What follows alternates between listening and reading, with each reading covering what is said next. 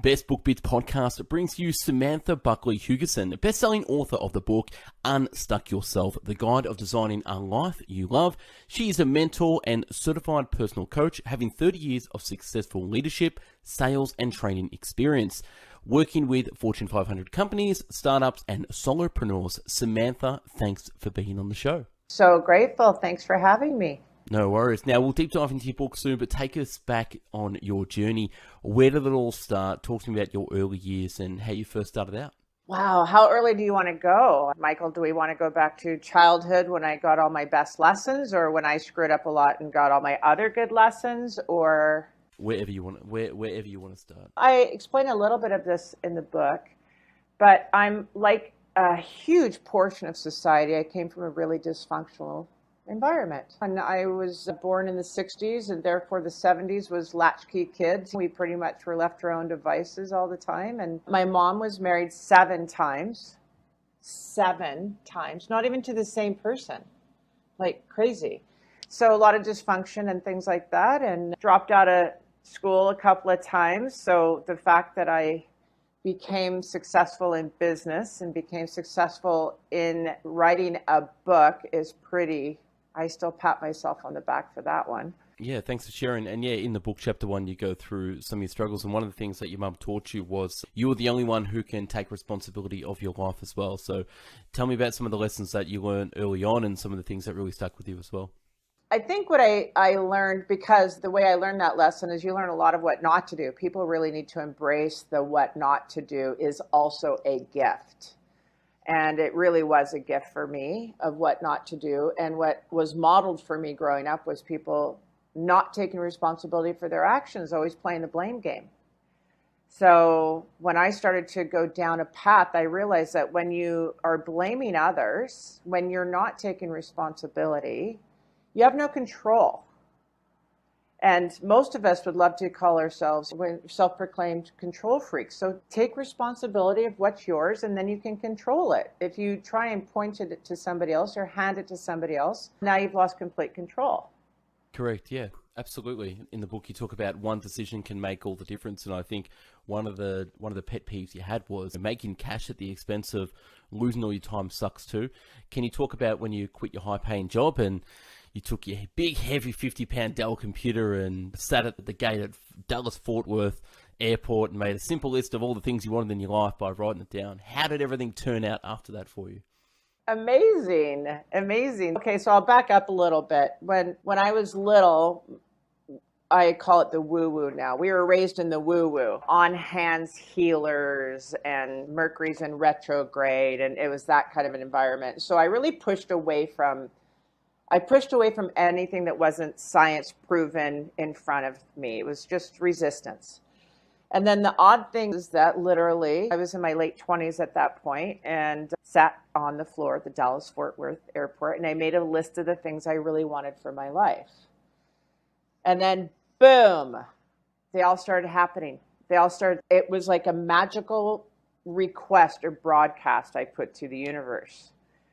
And that's life works. It's responding to us, and it's on the vibration that we're on. It's on the thoughts that we're on. It's delivering on our requests. And so that was my first big reminder of, oh yeah, this stuff works. I've been resisting it, and this stuff really works. So life worked out really great. My list, I think I even listed out in the book, delivered on everything except my husband, who, by the way, when I wrote the list, I had a boyfriend of 4 years. So the fact that literally 10 months later, I had a husband who I've been with for 23 years and was shorter than me because I'm 6'2", so I'm pretty tall. And I like how you said that practice, the list changed your life forever, but you keep updating the list as you go as well. And yeah, jumping into the book, you talk about the book's called Unstuck Yourself. First, I want to know how the title come up. But first, tell me about signs that you are stuck. So people out there right now, they might be listening to this saying, that's great for you, your life is fantastic, but at the moment I'm stuck. What are the signs to tell that people are stuck in a rut or stuck in their life as well? Can you go through some of those? Yeah, I'll tell you there's one big one. It's when you think, what do I want to do? What do I want to have? What do I want to be? If those questions are posed to you and you answer, I don't know, you're clearly stuck. clearly stuck. And that's how the name of the book came along. That's how the purpose of writing the book. I really wrote the book because I wanted to make an impact. Because I had people come into my office, which now my office is Zoom full time, but they would physically come into my office and I go, okay, how can, I serve you today? What's going on? Why are you here? I'm stuck. They would just say, I'm stuck. I don't know. So that's a really big indicator when you don't know, because you do know, by the way. What happens is if the questions are asked properly and in a safe space environment by someone skilled who knows how to ask good questions, when we say, I don't know, that is purely, I just want to stay right here where I am. It's a defense mechanism because at some level we always know. And we'll get into how to unstuck your life in a sec. But the other ones that I got from was lack of motivation. If you're feeling depression, anxiety, complacency, tired or lazy, wishing for more but not taking action. Fear, addiction to your story, meaning like your old story as well. And okay, you got me, I'm stuck, now what? Chapter 2, I like how you have the analogy of God, which is the grand overall designer. Can you talk to me a little bit about chapter 2 and grand overall designer and what you mean by that? Again, this is hundreds, if not thousands of hours of talking to my clients and my own personal experience. I'm not a kid. I'm in my mid-50s, so been walking the planet for a while. The grand overall designer, I think that when we ask the question, most people believe in a power that's greater than them. It's one of the questions on my intake that I do with my clients if I'm considering working with. It's like, what do you believe in? And no judgment. It's, do you believe in something greater than you? Do you believe in energy? Do you believe in science? Do you believe in a God? Do you believe in the beard and the white robe? Where are we?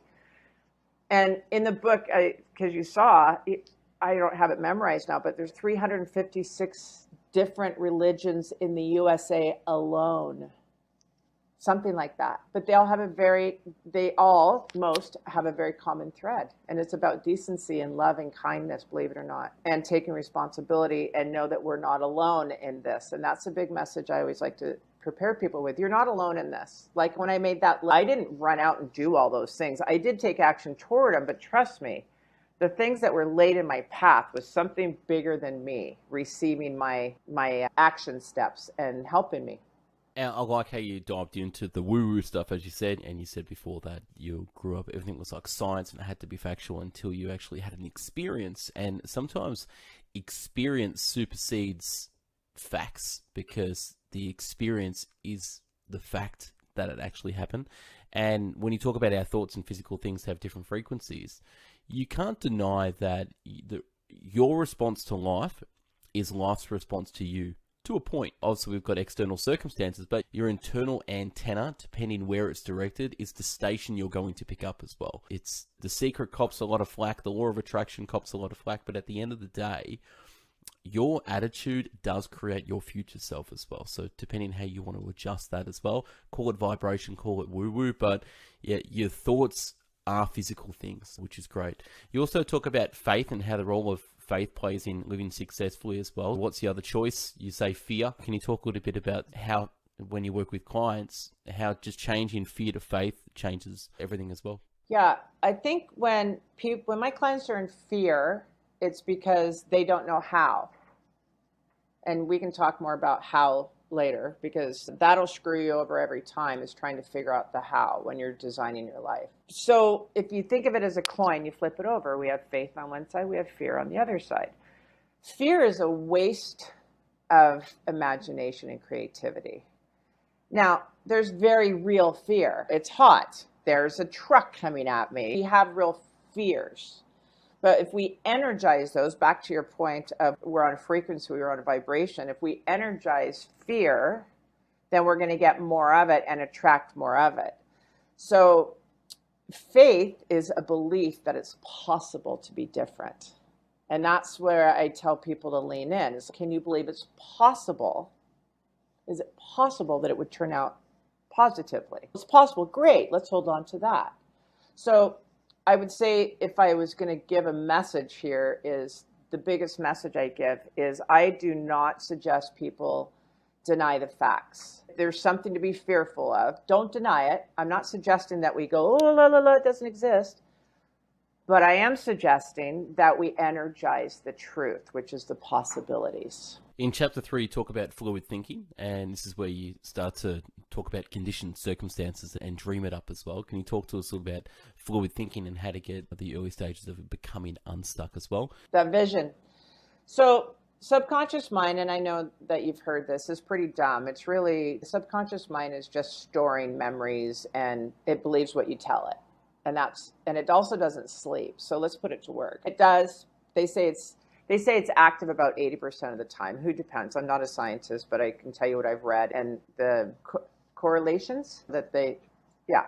So let's put it to work. So subconscious mind, if it's working all the time as broadcasting, let's put in what we want to attract. So I talk about designing a life you love. So if we remove the conditions and circumstances, so let's just pretend that you had the degree that you wanted, or you lived in the place you wanted, or you're married to the person you wanted, and those what I mean by conditions or circumstances, because so many people get stuck with, yeah, but I don't have the degree. I don't have the letters after my name. I don't have the money. I don't live in a town that does that. I can't. Those are conditions and circumstances. So if we just remove those and said, let's just say you could, what would life look like? Let's say 2-3 years from now. There's a reason I do it 2 or 3 years from now, Michael, because people limit themselves. If I said 6 months from now, what would you love? They'd go, oh, if I could make a little bit of an increase, if I could lose 10 pounds. They can't think of what's possible in this time frame. So you give them a big window. It all worked out. What would you love in your life? What would it look like? And then they start visualizing it, and guess what? Their subconscious is now playing that recording all the time. Their subconscious is seeing it that way. Therefore, now they're starting to get more comfortable. Now they're broadcasting. Universe comes in.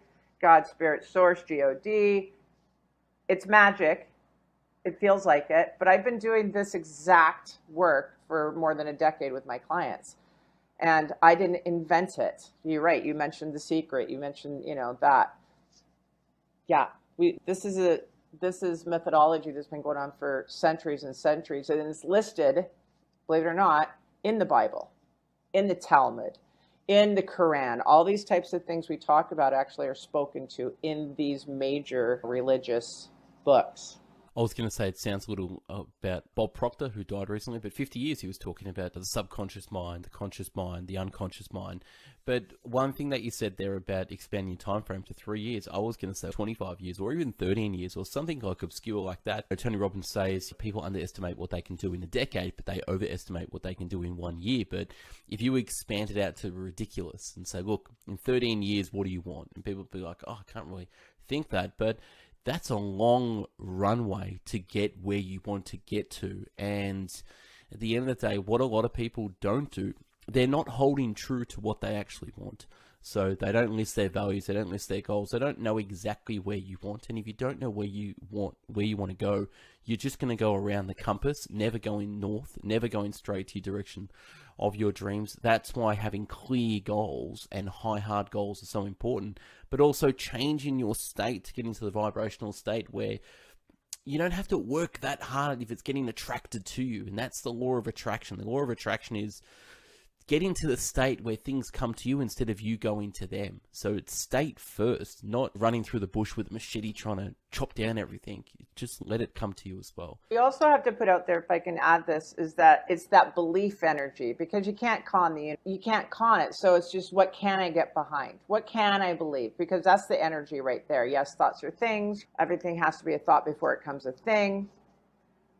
But it's really about, okay, what can I believe? And I do that with clients. So what's the 3 year? Because usually they manifest and create, and I really hate the abuse of the word manifest, but it's what they create and attract and draw to them what their visions were, their new story, the life they by design, pretty damn fast. So again, I just give them that window so they can think. If you tell me 5 years, 10 years, and I'm not used to this thinking technology, this fluid thinking, it might overwhelm me. That's how I feel. No, I get it. Yeah, I get it.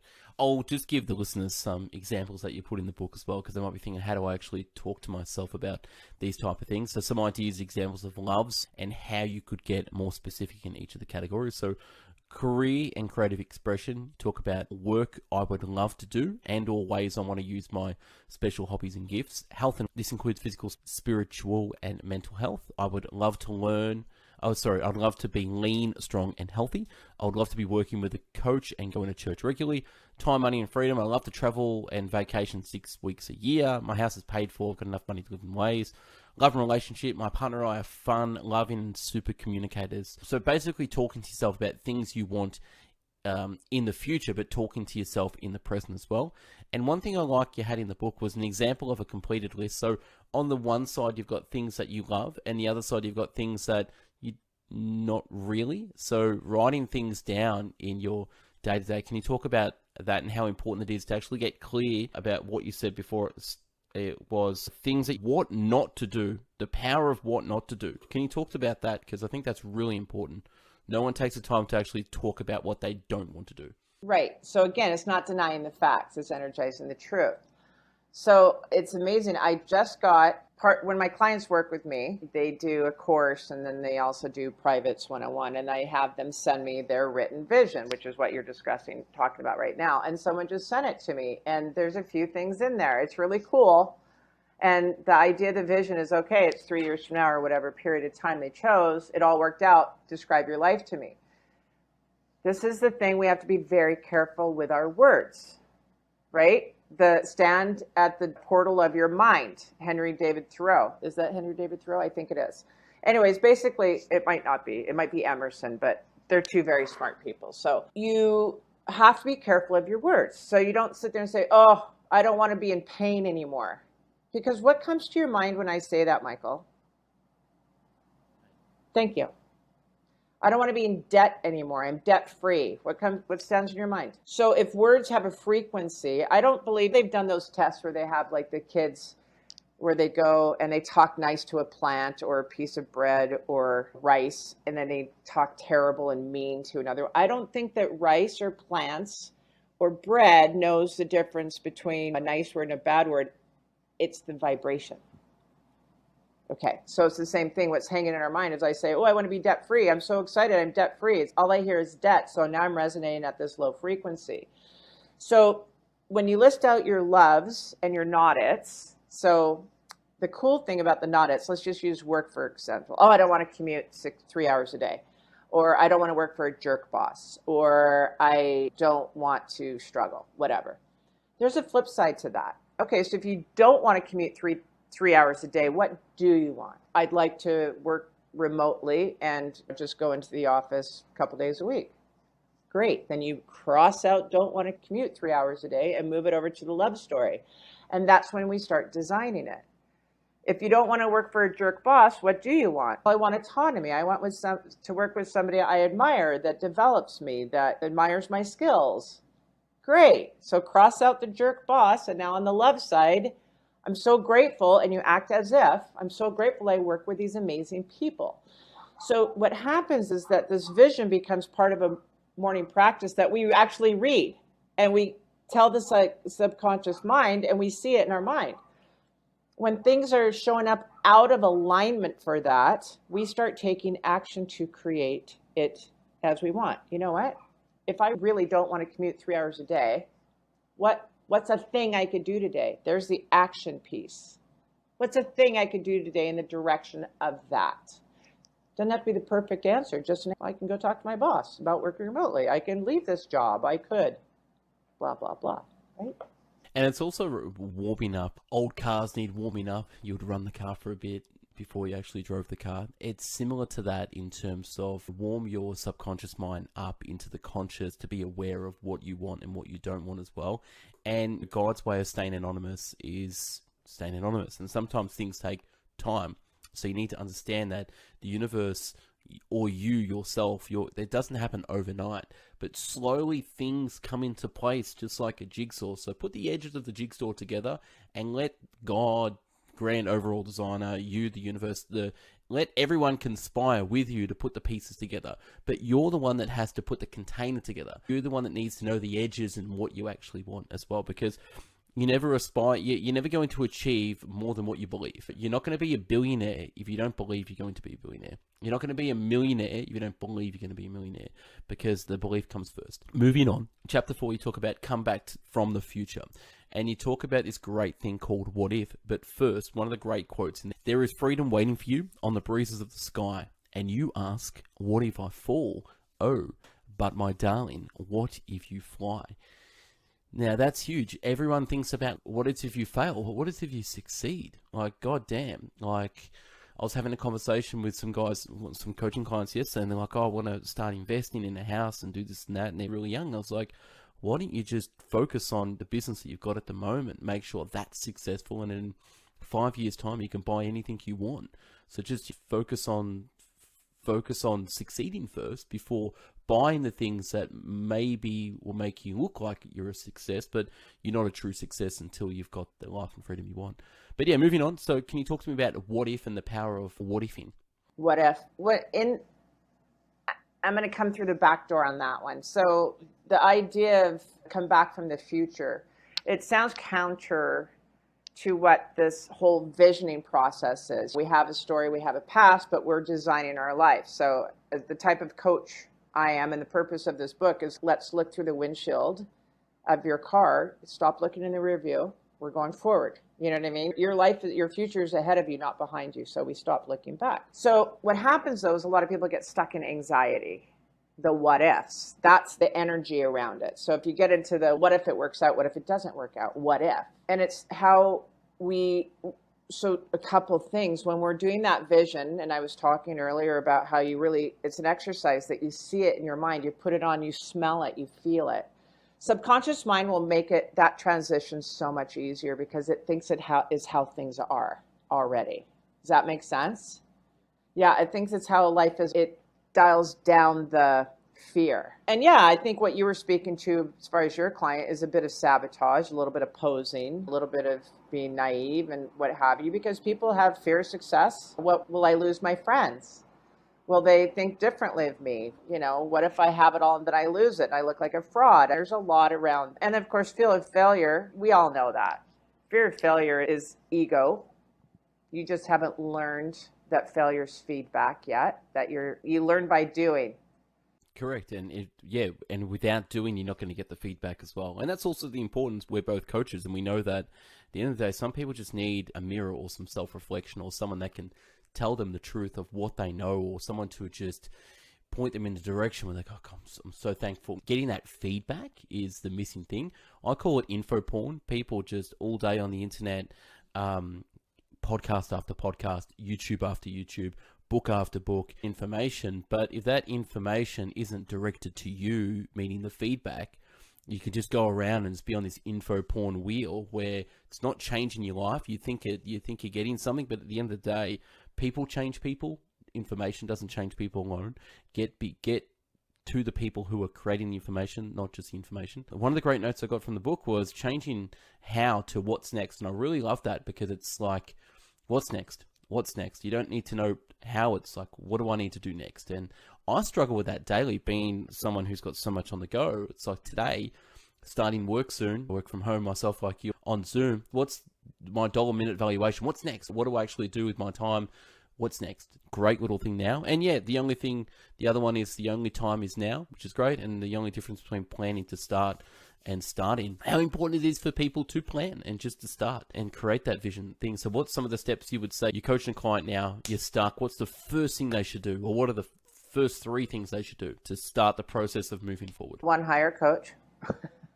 A vision coach, a good one. 2 would be to decide for what you want. And it makes a decision. In the Webster's Dictionary a few years ago, when I was doing the research for this book, I looked it up, and the word decide, like the third example of the word decide, is to cut away from. So when you make a decision, you cut away from anything that is not in alignment with that decision. It's not a try, it's a do. And to lead into the next thing about that, it's do it imperfectly. Stop waiting for perfection. Huge block for most people. I'll do it when I have all the information. I'll do it when it's perfect. Procrastination is usually perfection in disguise, right? We're not going to do it perfectly. But if we don't do it, then we're never going to do it perfectly. Yeah, I think that's super. I think that's super important. Can you tell us about your personal journey on ask the question, take action, and for years you wanted a house in Mexico, the financing with US and Canada. How did you manifest the life and where you're living now? Okay, so I live in this cute little town. You may have heard it, Cabo San Lucas, Mexico, and moved here 15 years ago. Now, a lot of expats live here, but it wasn't really like that when I moved here. Bottom line is that I'm very pragmatic in the sense that I make sure my ducks are in a row. Don't get me wrong, I make mistakes all the time. I screw up all the time, and I don't have a problem with it. But I make sure my ducks are in a row. So I got financing to buy a house from a U.S. bank when we moved here. So I could own my house because I had a house up in Canada at the time in Whistler, British Columbia. So not ready to sell that because I didn't know if we were going to stay here. So it was like, I'm not going to get rid of my home if we're not going to stay here. Long story short, how this worked out is we got a loan. We had a loan for the house. House didn't work out. Disappointing. It wasn't us. We had the money. It was something on the developer side. Went for another house, same thing. Went for another house, same thing. And these were over the course of a couple of years. Like it wasn't where you're a hot market and the deals fall through. This was just the weirdest thing. Till I finally just went, okay, there's something going on here. I just need to pay attention. There's something going on. I'm getting too much resistance. Pay attention to the resistance. It doesn't mean quit. It doesn't mean I wasn't meant to have a house. It's just something else is going on. So you back up and say, okay, what would I love? I would love to have a house with a view of the Sea of Cortez and with a pool. And I want it to be white with high ceilings, big windows. So I put that in my vision and I put it as if I already had it. So every morning I'd read, I'm so happy and grateful now that I have this incredible house, big windows, beautiful garden, private swimming pool, and an ocean view. Then you start saying, okay, so if that's true, what's some things I could do? And so I started asking the person who I rented from, you want to sell your house? Because I found out I lived in the house I wanted. I didn't realize that I was renting the place. And he was like, yeah, I'll sell it to you for this price. I go, it's not worth that price. But that's what I paid for it. I go, but it's not worth that price. It's worth what someone's willing to pay for it. Sorry, the market tanked and it's not worth that. And it was just a whole bunch of no's.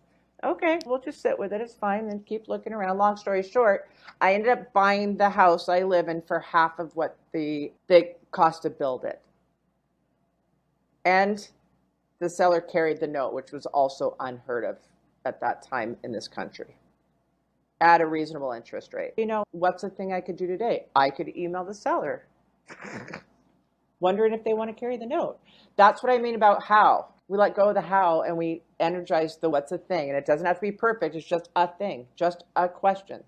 Yeah, everyone can write a list of what they can do next or what they can do today. And I'll read a little quote from the book. You talk about always take action. Don't worry about it. Just know it's going to happen and ask, what can I do today? What can I do now? There's always something. A lot of times you must rely on God, Spirit, Universe, or Source to reveal it to you, but they can't reveal it to you until you get further down the path. So you don't need to know how you're going to get there. It's, okay, what is that one step you can take today? I call the analogy of kicking the soccer ball down the road. So every day if you kick the soccer ball, in 1 year, if you look back, you'd kick it so bloody far that you're so far away from where you started. And that's all you got to do is just keep walking a little bit every day, and you're going to make up the steps as well. So we've covered the future, but we're going to go back into the past now. So chapter 5, you talk about therapist is the past. Leave it there. If you're depressed, you're living in the past. If you're anxious, you're living in the future. If you're at peace, you're living in the present. Can you talk to me about the value of the past and how reflection, you can use the past to invest in your future? Absolutely. The past is your experience, and experience is invaluable. It's good, bad, whatever. It's how you want to think about it, how you want to look at it. There's a gift in all of it. As ugly as it can be and as beautiful as it can be, a gift. Some people hold on to how good things were. They fantasize, and therefore they don't get to move forward because they're always comparing to the past, always comparing. You know what? Create a future that you love. Stop looking backwards. The reason I got inspired to write that chapter has a lot to do with people holding on to their drama stories, which was stopping them. A lot of it was, you don't know what happened to me. You don't know my story, Sam.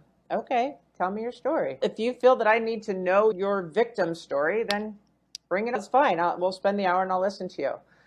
But next time, we're going to talk about what we do here, where we draw a line in the sand and we move forward.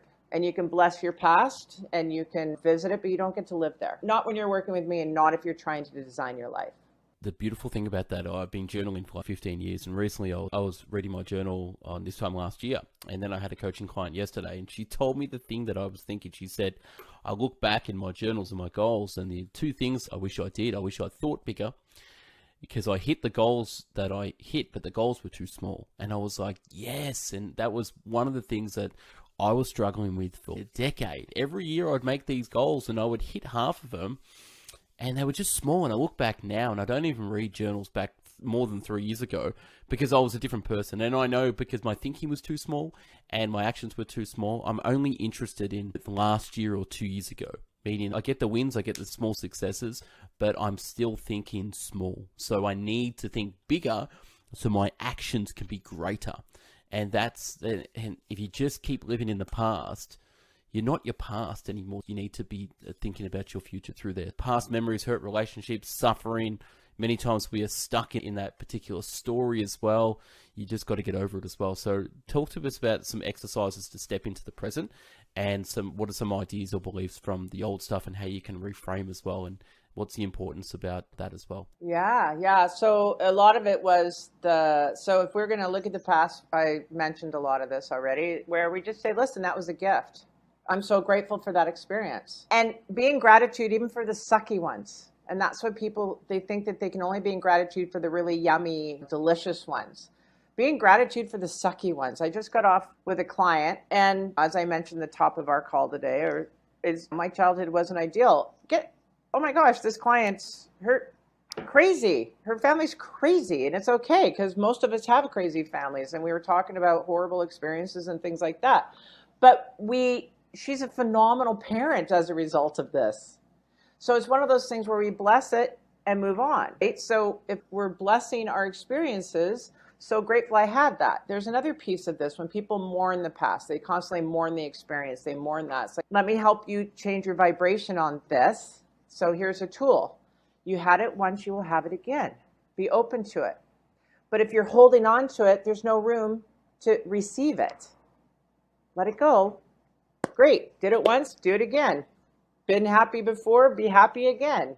Had money before, can create abundance again. And it's those taking actions. And I can't express this enough. You have to talk in the present tenses. I am, I have, I feel. Not I want, not I wish, not past. It's I'm so grateful I have. So grateful I feel. Right? I'm so grateful I am. Subconscious mind believes you and starts firing the cells and the energy and the vibrations. It's really killer. So if you want to design you take the experience you have from the past and you put it on paper the way you want it to look in the future. And dropping it's really important. One of the stories, one of the things that my brain came to a story was a Buddhist story of a student goes to the monk and says, I want to learn from you. You're so wise. You're a monk. You've been doing this for decades. Let me learn. And the monk says, give me a cup. And he holds his cup out, and the monk just pours water. And the water overfills the cup, and the monk keeps pouring. And the student's, what are you doing? He goes, the analogy is, you need to empty your cup first. You need to empty your cup first before I can give you knowledge. So the knowledge in Buddhism, like I study Buddhism, it's not what I can teach you, it's what you can drop. And become an empty vessel where, and this is the power of journaling. So every night I journal just to get the day out of my head onto paper. I can sleep right, but I can analyze it as well, because yesterday's dead and it's there, it's moved out. So I'm empty. I'm not clogged up with thoughts, feelings, or this happened, that. I'm not trying to work things out in my head. I use as a clear empty antenna, a station.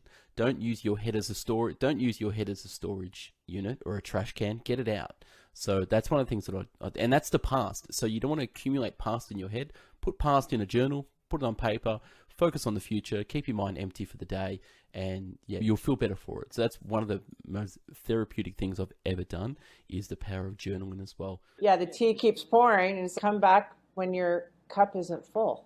Correct. Yeah, dropping desires is probably the best desire you can have as well. So you want happiness, stop trying to get something to be happy and be happy in the present. And then he's funny. So up to chapter 6, the only time is now. Jim Rohn says happiness is not something you postpone for the future. It's something you designed for the present. He's one of my major mentors in life as well, the guy who actually taught Tony Robbins. You talk about a couple of things and I'll go through it. You talk a bit about the lean-in approach. Pick up the phone, make the call. That's the best. Take the charge out of the situation, lean into fear and procrastinate paralysis as well. Any things you want to expand on there? No, I think that was pretty self-explanatory. Just lean in. And I give the example in that chapter where I've got a strong background in business and sales. And people don't do things out of fear and hope for gain, fear of loss, blah, blah, blah. And I've literally many times, I'm an accountability partner for my clients. That's the biggest thing I do for my clients is I'm their accountability partner. So come our appointment on Tuesday, if they haven't done something they said they're going to do, it's okay. Well, wait, pick up the phone.